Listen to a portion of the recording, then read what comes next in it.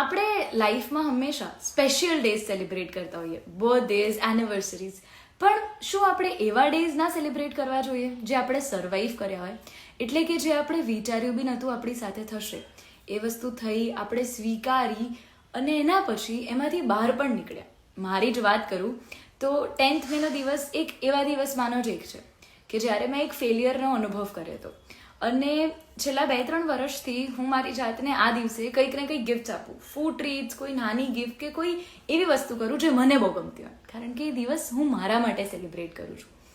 આ વસ્તુ કરવાથી બસ એટલો જ ફરક આવે કે આપણને 2 વાત રિયલાઇઝ થાય. સૌથી પહેલી તો કે આપણે ક્યાં હતા અને ક્યાં પહોંચી ગયા છીએ, અને બીજી કે અગર હું આ સર્વાઈવ કરી શકું છું ને તો હું આ તો સર્વાઈવ કરી જ લઈશ.